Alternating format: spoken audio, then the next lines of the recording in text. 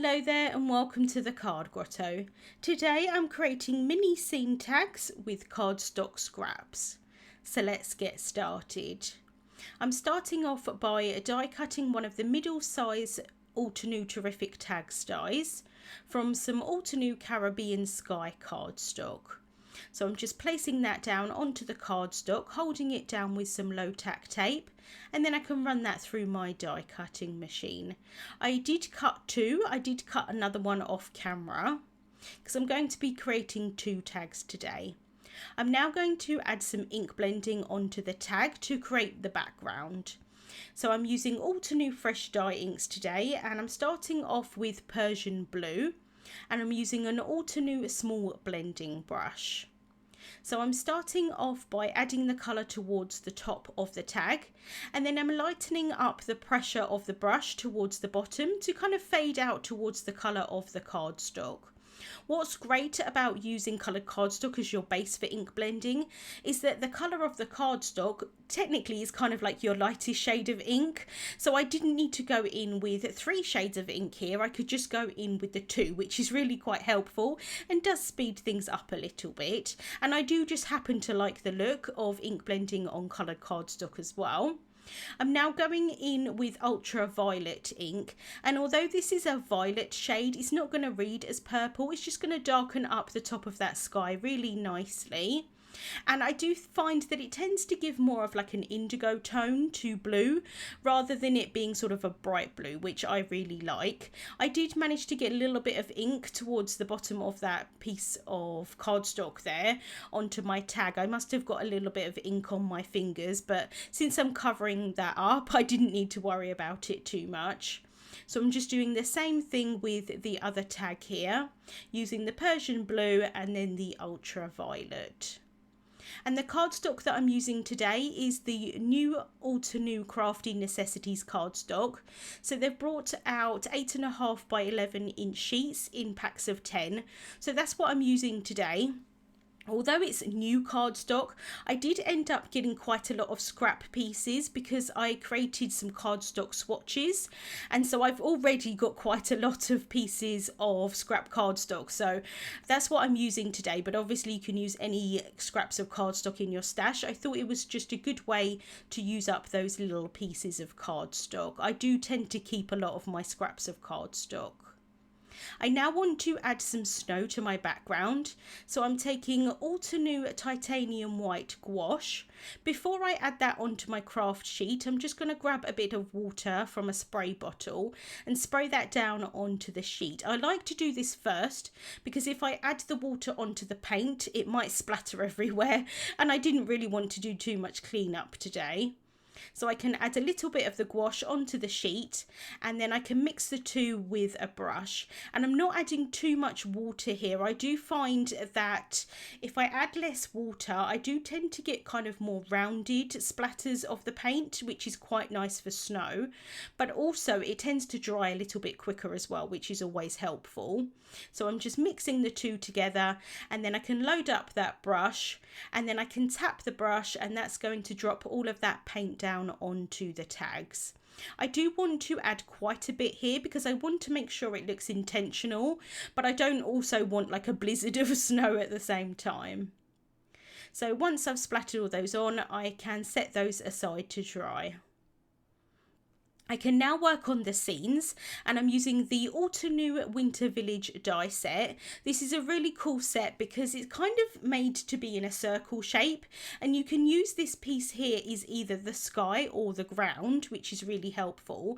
But obviously I'm creating tags today, so I'm not using the round shape. So I wanted to show that you can use these in different ways. So I've cut a tag from white cardstock, and I'm placing this landscape die towards the bottom of the tag.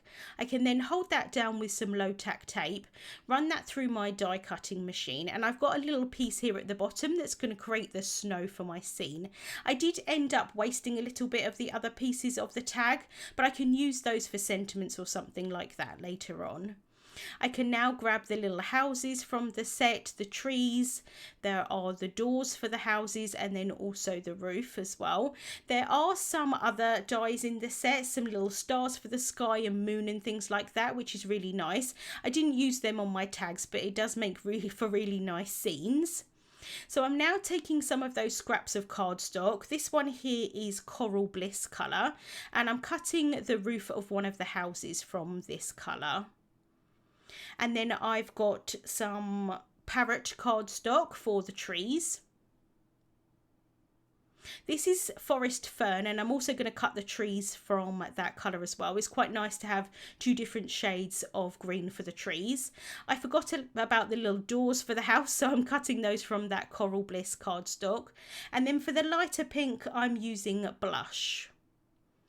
So just cutting all those pieces down, I can run those through my die cutting machine, and I only need one house for each of the colour combination that I'm using today. So for the other one, I'm just going to set that aside and I can use that on a different project. So I can just pop out all the little pieces here. They're absolutely tiny, which is why it's great to be able to use up some of the cardstock scraps. So I've got one roof there and one door for the house, and then I'm cutting another house from Lagoon cardstock and then also Volcano Lake as the lighter colour. So I'm doing the lighter colour for the house itself, and then the accessories like the door and the roof with the darker colour. So again, I can just run those through my die cutting machine. I can now assemble the houses. So I'm adding some liquid glue onto the back of the roof piece here, and then I can pop that down onto the house. And I'll be honest with you, I am making this look a little bit more difficult than it needs to be, because I am struggling a little bit with these die cuts being so small. Ordinarily, I would kind of lean my head right over to be able to get a good look of where I'm sticking everything down, but I'm trying not to get my head in the camera, so that's why it's kind of making it look a little bit more difficult than it has to be, if that makes sense. It is a little bit fiddly, I'm not going to lie, so I'm using the tweezers there to help me out with the placement of these pieces. So I can pop out the windows of that house, and then I can add the roof on top. And I do really like the colour combination of the pink and the aqua. I'm going to do pink on one tag and aqua on the other, but it would look really nice to combine them and make like a kind of whole winter village with lots of houses. I think that would look really nice on a card as well. And obviously there are so many different colour combinations that you could do for these houses as well. It's quite nice having little bright houses. So I can add the door onto that. And then I didn't want the windows to be completely open. You could do some like die cut inlay here, which would work really nicely, but I thought I would add a little bit of vellum onto the back of the houses. So you're going to kind of still see through the windows, but they're not going to be completely open. So just cutting down a little bit of the vellum there, and then any glue that I get kind of squished through the inside, I can just remove that with my tweezers. And then I can do the same thing for the other house here. Just cutting down that vellum, and then I can add a little bit of liquid glue onto the back of the house around the windows. And then pop that vellum down. And then I completely forgot that I wanted to add, I call it a hole reinforcer. I think some people call it an eyelet for the tag. I quite like having these on tags. I think it does kind of finish them off nicely. But I completely forgot that I was going to add them onto the tags before I did my ink blending.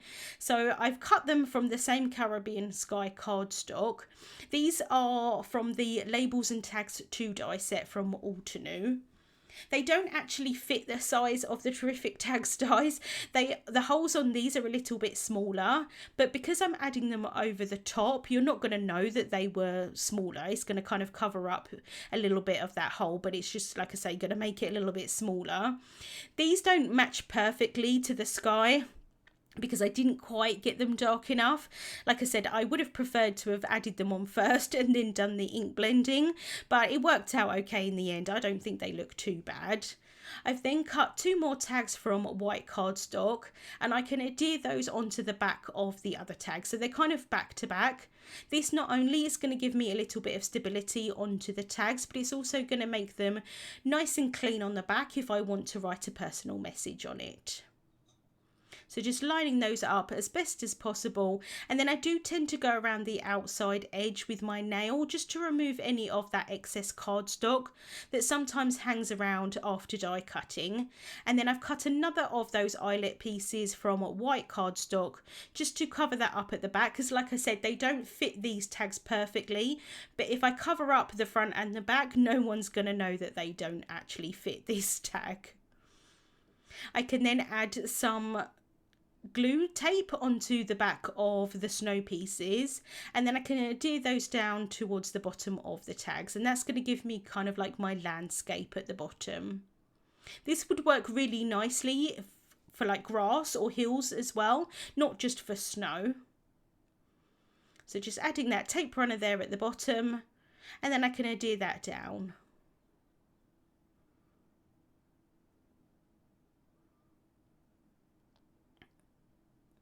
I've now arranged my scenes. I did that off camera because I thought that it might take a little while, and to be honest it did. Sometimes I find that it's really easy to arrange things like this, and sometimes it takes me a little bit longer. So I can add some liquid glue onto the back of the trees, and when I adhered the snow pieces at the bottom, I made sure not to add adhesive right at the top, so that I've got a little bit of space there so that I can pop those trees behind the snow. So I can use the liquid glue and then pop those down behind. And it's quite nice having some of the trees sort of in the front and then some behind. And now I'm going to cut down tiny little pieces of foam tape to go behind the houses. Because I've left the windows open, I do need to make sure that I don't cover up those openings with foam tape, because obviously you're going to see that through the vellum. So just removing the backings off of that foam tape, and then I can press that down onto the card. And then for this tree, I'm going to use a little bit of foam tape as well. In hindsight, I think I would have cut a few of the trees and layered them up. I think that that would have been a little bit more stable than adding a little piece of foam tape at the back. But since it's a tiny little piece, I don't think it matters too much. And then I can do the same thing here for the other tag. And although I did kind of arrange them before, once I moved all of the pieces to add the glue on, I completely forgot where I put everything. So I'm making this one up as I go along. So just adding that tiny little tree there behind that mound of snow. And then I can add some more foam tape onto the back of this house. And I do end up adding a little bit of extra foam tape towards the top of the house, kind of like behind the roof, because although these tags are fairly flat, the roof ended up not being completely flat onto the tag. So I do go back and add that in. So at this point, I'm kind of trying to push it down and then realise that it's not quite working in terms of being flat. So I'm just adding a little tiny bit of the foam tape behind that. And I do go back and do that with the aqua house as well. And then I can just figure out where I want the other tree to be. And I'm going to pop that behind the house, or like half behind the house, I should say, towards the side.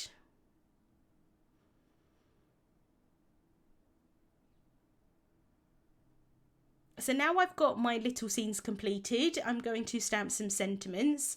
This is the Altenew Pocket Sentiment stamp set, and I'm taking the sentiment that reads Happy Holidays. I'm going to stamp that down onto some white cardstock.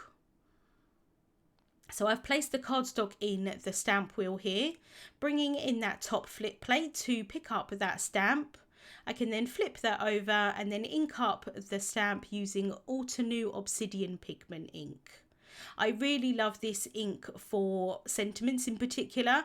It's a really nice dark crisp black ink. It does take a little while to dry because it is a pigment ink, but I do find that it dries a little bit quicker than some other pigment inks on the market. So just inking that up again. I do like to stamp it twice just to make sure that I get a really nice dark impression. And I do that twice so that I've got the same sentiment for each of the tags. And you can see here that the coordinating dies for this set cut really close to the words, and I wasn't 100% certain if I was going to line it up correctly. So I've cut it from some white cardstock, and I'm going to use that as a template to be able to know where I want to place the die. So I'm placing that over the top, making sure that I've got the same amount of gap around the words, and then I can hold that down with some low tack tape, and then I can bring the die in, and that's just going to pop in kind of like a puzzle piece. I am going to hold it down with some more low tack tape just to make sure that it doesn't move while I run it through my die cutting machine. But now I know that when I add that on top, it's going to cut perfectly. Well, at least where I lined it up anyway. So I've cut that out, and that looks really nice, and I do think that I would have struggled if I'd put the die on top without having that template. And then the piece that I cut for the template, I can use that to add on to the back of the sentiment. That's just going to give me a little bit of dimension onto the sentiment. So just lining those both up as best as possible, using the liquid glue so that I've got time to sort of wiggle them in place. I can then add some more liquid glue onto the back of that, and then I can pop that down onto the tags. And I like to just place it really lightly to start with, and then make sure that it's straight before I press anything down. And then I can just do the same thing here for the other tag.